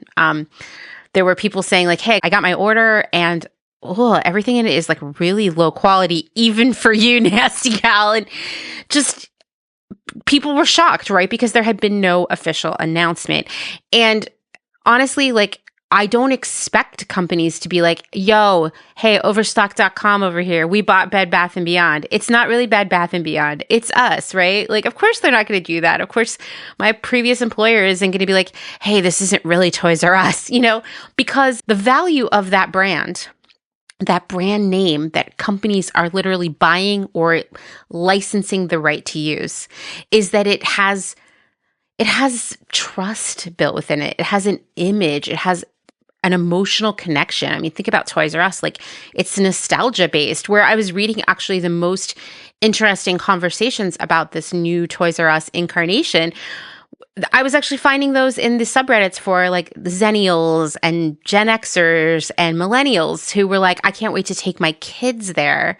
And then went and were like, this isn't the Toys R Us that I remember, right? So these brand names have really intense value. And when a company goes bankrupt and they have nothing left but their brand, that's still something with considerable value. I mean, we're seeing that with Red Lobster right now. People started getting this email from Joann, allegedly from Joann. And I was like, yeah, someone bought the property, the intellectual property. And wouldn't you know, it was Michaels. And I kind of saw this coming because Michaels had started to, which I thought was a little rude, to be honest, put little signs on its doors that were like, hey, we have fabric now and whatnot. And so basically what Michaels has done is bought essentially the intellectual property of Joann. So they bought the Joann brand name. They bought the brand names for all of the private label lines that Joann sold in their store, like Big Twist Value Plus and all the other Big Twist yarns. And now they have the right to sell products under those brand names. And they probably also bought the email list from Joann. So they're sending out emails. And they're going to start carrying these like Joann brands in their stores. Now, I did see some confusion on social media regarding this conversation. Like, people were understanding that Michaels was carrying Joann's stuff. They were getting that. But what they thought was that they had bought like Joann's factories or like their inventory. And I want to be clear that that is not how it works. And we've talked here for years about how most clothing brands don't own their factories, right? They just contract it out to other factories and they sell their labels in, right? So we know that. Joann was doing something similar with all of their in-house brands. Like, yes, they owned the brand name. And they certainly owned the, I would assume, like the trademark on all of their brand labels and whatnot. But one yarn might be made in one factory and one might be made in another. And maybe they were all made in the same factory most of the time, but maybe not always. And sometimes they were outsourced. Maybe different products that were part of that larger line came from other distributors, vendors, factories, etc. But they all came in with the same label. So they looked like they were made in the same factory. So no, Michaels did not buy the Joann Big Twist factory. What they did was buy the right to put those labels on yarn that they bought from other factories. Now, they might be using the same factories that Joann was using to produce these products. I mean, I have no doubt that Michaels was using a lot of the same factories as Joann already. So that's pretty standard in the industry to find out that your company gets their underwear from the same place that Victoria's Secret gets their underwear made. Doesn't necessarily mean it's the same product, right?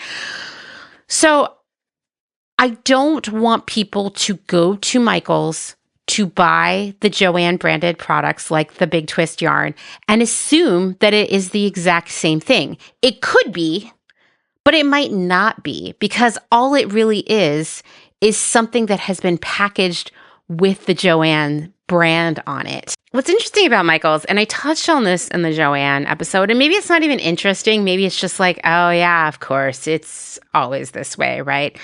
But Michaels is actually also owned by a private equity firm.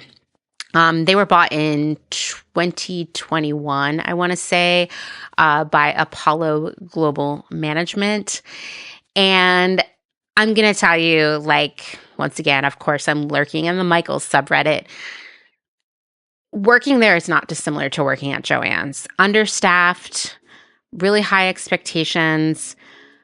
This whole like coupon scam industrial complex where like the prices are super jacked up in order to then get people to feel like they're getting savings with the coupons, but they're really not. It's just all like, I hate it so much.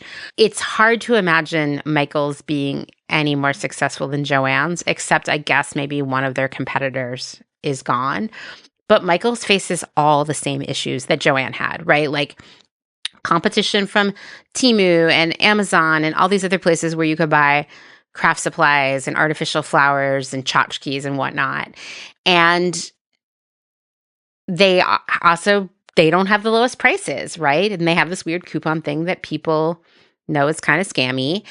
And they just generally feel sort of wrong for the time, right? Like, once again, right now, more and more people are recognizing the value of making things yourself, of repairing things yourself.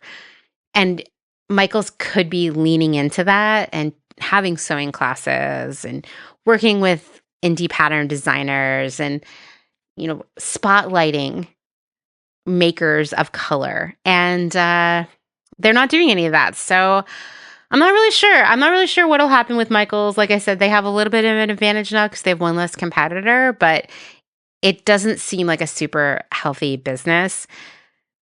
I was driving by a shopping center on the other side of the county last week, and it's a huge shopping center, right? On one end, there's an Aldi, and then like an Office Max and a Petco, and a liquor store, and a Five Below, and then the rest of the shopping center is kind of empty because there was a chain of stores in there called the Christmas Tree Shop, which went RIP a couple years ago.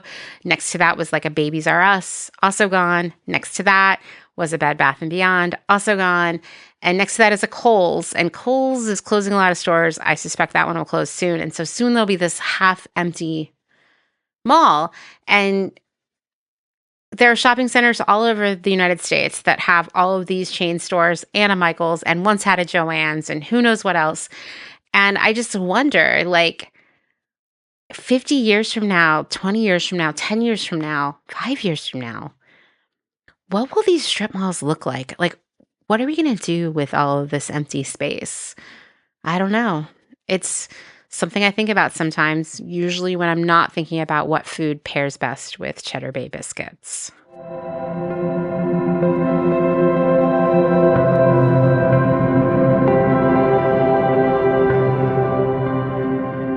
Okay, the last thing we're going to talk about this week is Torrid, the fast fashion / plus size retailer that's pretty ubiquitous in malls here in the United States. I want to say there's more than 600 locations, maybe like 650. And Torrid's been having some business problems for a while. For Q1, the first quarter of this year, sales were down 5% year over year. And remember, I told you, the goal, the plan, the expectation is to always be doing more sales this year than you did last year. So being down Not a good thing. But on top of that, the profitability of the business fell pretty significantly year over year as well, because the company has been running a lot of sales and discounts, and the company has been spending a lot of money, and sales have been down. So just as sales are expected to increase year over year, so is profitability. For both to be down is a very bad thing for a business. So the company announced that it's going to close 180 stores this year, even more next year. I mean, the CEO gave a whole statement about how they're going to focus on online shopping, blah, blah, blah, better customer experience, all these things. And this is a really big deal because it is very difficult to buy plus size clothing IRL at this point in 2025. And Torrid is one place people could rely on. Lane Bryant closed all of its stores in 2020. Another plus size retailer, Avenue, closed all of its physical stores in 2019. And actually, the store closures for both Lane Bryant and Avenue were part of bankruptcy proceedings. Avenue is completely RIP, but Lane Bryant, now run by a different company, who of course bought the intellectual property. It's a tale as old as time. Lane Bryant still operates as an online entity, so you can buy their clothes online. But once again, here we are, like less IRL options for clothes in larger sizes. How is that fair or okay?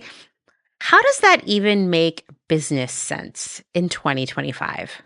And now Torrid is planning on closing all of its stores. I believe it or not following the Torrid subreddit until yesterday. Very, very excited. Lots of reading to catch up on. And it was interesting. I hadn't been into a Torrid in quite some time, but I remember a friend of mine, a coworker who had in the aughts at Urban Outfitters, loved Torrid. And I would go there with her. Sometimes we would, after work, go to the Cherry Hill Mall in Cherry Hill, New Jersey, and just, go shopping and have dinner. And it was relaxing, right? And she always wanted to go to Torrid because they had really good jeans and they had sort of more like alternative clothing, right? Which is no surprise because Torrid was founded by Hot Topic and it spoke to a customer that no other retailer was, right? Like someone who needed clothing in larger sizes or taller sizes, but also was kind of edgy and alternative, but also like cute things, so it was trendy and cool. Whereas like Lane Bryant and Avenue were kind of more mature and less trend driven.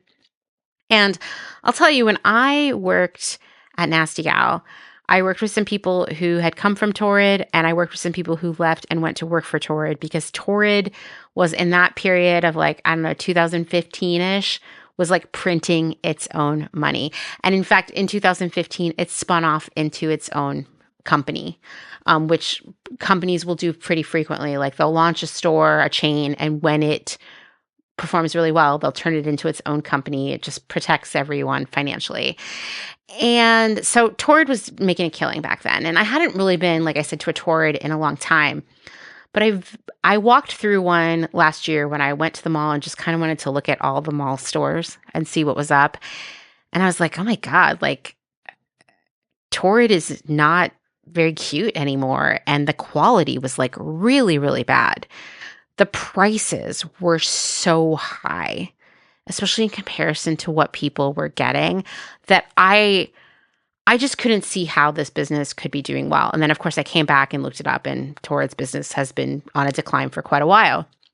And so in the subreddit, the Torrid subreddit, I found customers talking about like, yeah, I'm basically getting Walmart quality, but for like 4 times the price, and how the offering in the stores has like declined both in terms of quality, but also in terms of just the breadth of it, the variety, just the general aesthetic of it all over the past few years. So it seems like this Torrid is in a bad place, in a tailspin, really, because they're not making the right decisions about products, and they're probably not making the right decisions about pricing.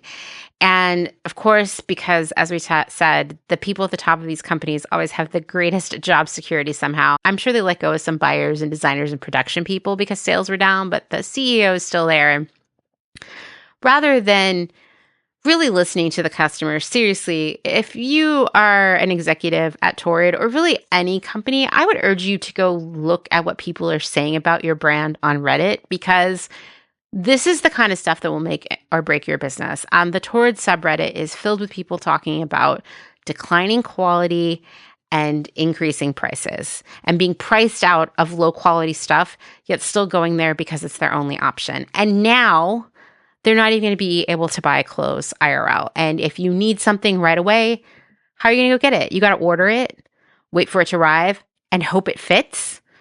I mean, it's just ridiculous. And I don't know. I think that Torrid has been in trouble for basically all of the 2020s. I told you how in 2015 it spun off into its own company. And then in 2021, in July of 2021, it went public. And actually, the next year, it faced a class action lawsuit from people who bought shares in that initial public offering because they felt that the company misled potential shareholders about the nature of the business at that point. Apparently, I mean, this isn't going to surprise anybody, but in 2020 and 2021, sales were really down at Torrid thanks to the pandemic and then later supply chain issues.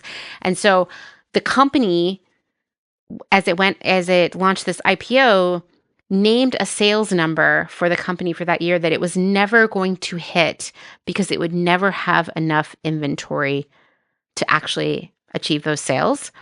And it's the sales combined with the profitability that pays dividends to shareholders, right? So if you can't achieve those sales, then the shareholders aren't going to make any money back. And I know who will worry about the poor shareholders, but I get it. These people were kind of scammed, right? And so Torrid has just been in this weird place for the past few years. They faced another class action lawsuit for being dishonest about pricing on the website, like showing one price, but then when people checked out, the price would be higher.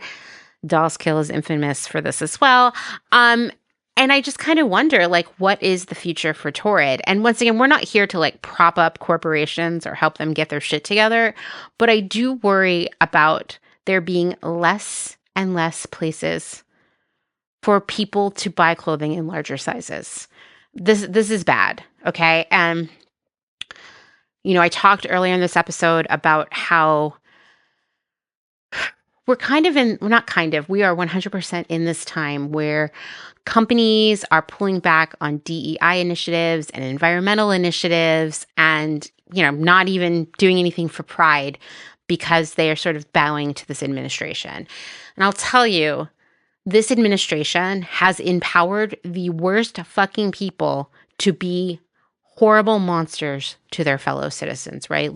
The amount of weird MAGA harassment that I get now that I never got before is shocking, okay? It has empowered people to be horrible. And one of the things that it has brought with it is just a profound surge of fat phobia, I'm not even going to call it anti-fat bias. I'm going to say it's people being fucking nasty about weight and body size and what bodies look like all over the internet. I literally saw a Reddit post the other day that was I don't understand why men stay married to fat women. I can't even think of them as married. It's so disgusting. And I was just yeah, that's what people are doing now. Maybe they had that stuff inside them, but now they are screaming it out loud. And so I can assure you that companies were already being fat phobic and shitty by not extending sizes in clothing. And often there was no business reason for it because they would actually make more money if they did offer more sizes. It was really a personal cultural choice to be assholes, right? Now we see this just expansive growth in being cruel to people about their bodies right now. I feel one of the reasons I quit TikTok is every time I opened it, it would just be diet culture, thinspo, how to do anorexia right content. And it was really upsetting me. It was really triggering to me. I was I already barely made it through this in the aughts. I can't go through this again. And I see this getting bigger and bigger and becoming more of a topic. I see with RFK Jr. and all the Make America Healthy Again nonsense that it's really about people's weight and stigmatizing people living in larger bodies. And I think even more stores and brands are going to stop being like, I don't know, sort of like publicly, loudly offering extended sizes because they're trying to succeed in this shitty culture that we live in right now. This is a bummer point to kind of end this episode on, right? But it goes back to what I've been kind of saying over and over again. And by the way, I did not plan that I would hit this point over and over again with just about everything I talked about today, but I think it shows that there are these recurring themes in our lives, right? I think it comes back to what are we, the people who really have the power, even though we don't feel like it, what are we going to do together to stop this? What are we going to do together to make sure that brands do the right thing and carry clothes for people of all sizes? What are we going to do to shut down trolls on the internet who post egregiously ugly shit, right? We're going to work together and we're going to push back hard. And my feeling personally, I know it's different for a person who's just like literally at home sewing stuff one by one and selling it on the internet. I get it, fine. But like for brands who don't offer extended sizes or aren't even trying to offer extended sizes or aren't even talking about trying to offer extended sizes, fuck them. You know, I can buy clothes just about anywhere, right? I am like what they call straight size, which I hate that term, but you know, I'm like a medium or a large depending on the brand. So I can buy clothes anywhere. And what I'm realizing is, sure, I can do that, but I don't want to buy clothes from places that don't make clothes that fit more people, right? Just like I don't want to buy clothes from places that make shitty clothes that fall apart or don't pay their employees a living wage or make lots of clothes out of polyester or any of the other things they could be doing that don't align with my values. Well, one of my values is there's no such thing as a wrong body. There's no such thing as a bad body. We're all just in bodies and we're lucky to have them. And sometimes they don't work right and we have to fix them. And sometimes they betray us by breaking down at the worst moment, right? But we have them. That's where we are. We live inside them. And everybody, regardless of the size of their body, should be able to wear clothes and feel good, right? And I, for one, do not want to support companies who refuse to acknowledge that, probably because of shitty fat phobia inside the executives, right? And the other thing I'll just say is where there's smoke, there's fire. If there's a brand who doesn't want to go beyond a size large for no apparent reason or hides away all of their plus size clothing, they're probably up to other shenanigans too. You know, they probably don't do a good job of taking care of their workers. They probably have some human exploitation and bad working conditions within their supply chain. They probably make clothes that low-key fall apart soon or don't really fit anyone well at all or both. And I think that we can all sort of harness that power that we have as individuals and hold these businesses accountable by just not shopping from them anymore and telling our friends and family why we don't shop from them anymore and getting them on board with it too, because we are the only people who can change what's happening, okay? We, you, me, and everyone we know. The government is not going to make people stop being shitty, okay? And corporations aren't going to change their tune unless they are afraid of losing money. And as I've told you time and time again, there are only two things that ever make these companies change what they're doing. One is the law. And I don't think you can pass a law getting them to dress more people. And two, it's the fear of lost sales or actually seeing sales decline. Now, sometimes it takes them a while to get the memo. Target, I don't know what's going on at Target. They've got to find a new CEO soon. Seriously, like I was talking to another friend who is a journalist in this area, is very much an expert in like the retail landscape and whatnot. And she was like, I do not understand what is happening here. I have never seen anything go on for so long and be so bad. So maybe we'll see a new Target CEO soon. I have no idea. With Torrid, I mean, I don't know what to say. They're probably going to go bankrupt if they don't get it together, but they're not making good things for people. And they're kind of succeeding, if they're succeeding at all, by being like the last option. And I just hate that. I hate that so much. I hate that companies can make horrible, overpriced, crappy stuff for people, and they'll still keep going because it's all people have left. And that's low-key what was happening with Joann for a long time too. You know, it's kind of what's happening at Michael's. It's happening in a lot of places right now. And like I said, I wake up some days and I feel like, what am I even doing? You know, like, how could I possibly be doing anything good for this world? Why am I even bothering? And then I need to remember that it's not just me. It's every person I talk to and every person who hears me talk about this and every person who talks to the other people about what they heard me talk about, that we actually work together and make change. And it really does start with us as individuals. I said it before, I said it again. I believe in us, and I believe in the enormous potential of what we can do together. Thanks for listening to another episode of Clotheshorse, written, researched, edited, hosted, all the things by me, Amanda Lee McCarty. I would like to remind you, before I forget, that I have an event coming up in July in Philadelphia at Slow Fashion Academy with Ruby. It is an upcycling crafternoon. We're going to do so much fun stuff together. I talked about it in the last episode. We only have 15 tickets available as of right now. We've sold half of them. I will link to it in the show notes. You can get all the details about the date, buying tickets, what you get for your money, what we're going to do, all that stuff. It's going to be so much fun. It's in honor of 5 years of Clotheshorse. I cannot believe it's been 5 years. Anyway, go check it out and get your ticket before it sells out.